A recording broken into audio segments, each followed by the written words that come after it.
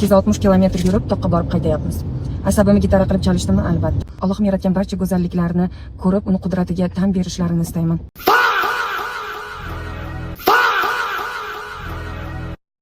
Hozir bitta inson bilan Telegramda gaplashib o'tirib o'ylab qoldim-da. Dunyoda qanaqangi judayam yaxshi insonlar bor, qanaqa judayam yomon insonlar bor, nafratga to'la. Ularning nafrati, dunyoga bo'lgan qarashi shunchalik yomonki, nafrati shunchalik kuchliki, hattoki xuddi ularning aurasi sizga ta'sir qiladi-da. O'shalarning dastidan siz o'sha jinsdagi insonlarga ham hattoki nafrat uyg'onib qoladi-da, shunchalik darajada. Ayniqsa empatlarga bu juda ham ta'sir qiladi. Empatlar qanaqa bo'ladi? Tez, masalan, bitta misol keltiraman. Kino ko'rganda kinodagi qahramonlarni tez yuqtirib olish. Agar qanaqadir tipdagi rilslarni ko'p ko'rsanglar, o'shandek qahramonni hislatlari xuddi sizlarga o'tib qolgandek, o'shanaqa odam bo'lib qolgandek his qilish. Bu ham empatlarning bitta turi. Shuning uchun faqat yaxshi narsalarni ko'rishga harakat qilishadi empatlar. Juda ham ta'sirchan bo'lishadi, insonlarga mehribon, rahmdil bo'lishadi. Lekin agar ularni jahli chiqsa, yomon qilib tashlaydi lekin. Empatlar shunaqa bo'ladi. Dabdalasini chiqarib tashlaydi shu jahlini chiqargan odamni. Mana shunaqa nafratdagi insonlar empatlarga bizning O'zbekistonda empatlar juda ham ko'pchilikni tashkil qiladi. O'rganib chiqsanglar bilasizlar, atrofingizda ko'p bunaqa odamlar. Endi masalan bitta o'quvchim borda, ko'p narsa o'rgatmaganman. Birinchisi bo'lgani uchun nima o'rgatishni bilmaganman, lekin juda ham ko'p narsa o'rgatmaganman deb o'ylayman, hozirgiga solishtirganda. Shu ozgina bergan bilimimni o'zlarida sinab, shunaqangi katta darajalarga erishganlar, bu men sababli emas. O'zlarini juda ham yaxshi insonliklari sababli. Bu 100%. Yaxshi insonni ishi ham yurishib ketaveradi, qilgan niyati ham amalga oshib ketaveradi. Shunchalik darajada yaxshi insonki, mana hozirgacha bunaqa insonlarchi bo'lgunicha siz yaxshiligingizni unutmaydigan insonlarda. Men necha yil bo'ldi shu insonni o'qitganimga, hozirgacha har bitta postim tagida bir kamida komment, 10 ta kamida komment yozib qoldiradilar, like bo'lsalar, bitta ham rilsimni, storieslarimni o'tkazib yubormaydilar. Vaqtlari kam, chaqaloqlari bor. Ishlari ko'p, zo'r bo'lib ketgan ishlari, turmush o'rtoqlarini ishlarini zo'r qilib yurg'izib yuborganlar-da. Вообще men o'zim havasim keladi ularni zo'r bo'lib ketishganiga-da. Lekin erinmasdan mana shu yaxshilik qilgan insonni unutishmaydi-da. Erinmaydilar. Qachon yordam so'rasam, nima boshqa masalada, misol uchun turmush o'rtoqlari advokat, shu inson haqida bugun gapirgim keldi-da. Komment, like bilan o'lchamaydi. Umuman har doim qanaqa murojaat qilsam, har doim tayyor turadilar eshitishga. Nabarat men o'zim qarzdordek his qilaman shu insonni oldida.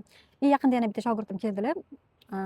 Rahmat desam, voy rahmat men deydilar. Uzr desam, voy nimaga uzr deysiz? Siz uzr demasligingiz kerak. Deydilar, ozginagina berayotgan bilimimni juda ham katta qilib ko'radilar. Men bunaqa insonlardan faqat nima desa bo'ladi? Yaxshilikdan yaxshilik oladi odam. Yana ham ko'proq yaxshilik qilgim keladi shunaqa insonlarga. Shunaqa insonlar bor, shunaqa yomon kommentlar yozishadi. Juda ham ko'p ayollar negativ auditoriya bu erkaklar deb yozishadi. Ayollar qanaqa qiynalib, content maker bo'lsanglar, bitta narsani barterni hattoki reklama qilish qanchalik og'ir mehnatligini bilasizlar-da. Yoki bitta narsani ochib berish yoki bitta videoni montaj qilib, uni odamga kulgili qilib yoki yetkazib berish ma'nosini bu juda ham qanchalik mehnatligini bilasizlar-da. Lekin buni tushunmagan shu insonlar shunaqangi yomon negativlar yozishadi. Yosh qiz bo'ladimi, o'rta yoshli ayol bo'ladimi, erli ayol bo'ladimi, ersiz ayol bo'ladimi, o'ynab hamma joyga ochib chiqmayapmiz-da. Misol uchun prosta fikrlarimizni bildiradigan, hazilamiz, pozitiv kontentlar qilyapmiz. Et-betimizni ochib chiqmayapmiz. Mayli, o'sha et-betini ochib chiqqanligiga yozaveringlar. Ularga yozishmaydi, ularga maqtab yozishadi, lekin fikringizni bildiradigan, pozitivniy rilslar qilsangiz, mana dunyoqarashingizni bildiradigan, insonlarga o'rnak bo'ladigan, munosabatimizda o'rtamizdagi munosabat boshqalarga o'rnak bo'lishi mumkin degan niyatda qiladigan rilslarimizni shunaqangi negativlar yozishadi. Haligi negativni o'qib, meni negativimni o'qib, bu inson ayoliga boshqa ruxsat bermasin gapirishiga degan darajagacha olib borishadi. Lekin xudoga shukr, turmush o'rtog'im o'qimishli, madaniyatli inson, bilimli, ilmli inson. Juda ham ko'p o'zlarini ustida ishlaydilar. Bunaqa gap so'zlarga e'tibor bermanglar. Menga bu narsa juda ham ta'sir qiladi. Qanaqa ta'sir qiladi? Men erkaklarni yomon ko'rib ketaman. Nafratim qo'zib ketadi. Tavba deyman, O'zbekistondagi erkaklar buncha ham bunaqangi past bo'lishmasa deb hurmatim tushib ketadi. Chiqargan har bitta kontentini o'zi ko'rgim kelmaydi, men ham negativ yozgim keladi, chunki yomon ko'rib qolaman-da. Yaxshi insonlar bor, qanaqa yomon insonlar bor, ta'sir o'tkazadigan. Yaxshi gapi bilan, hurmati bilan, poddershkasi bilan insonni yana ham yaxshilik qilishga ta'sir o'tkazadigan insonlar bor. Ichi to'la nafrati bilan insonda o'sha jinsga nisbatan nafrat uyg'otishgacha, hurmatini o'zini jinsidagilarga nisbatan hurmatini to'ktirishgacha olib boradigan insonlar ham bor-da. Shu haqida prosta gapirgim keldi. Millenialman, 35 ga kirdim.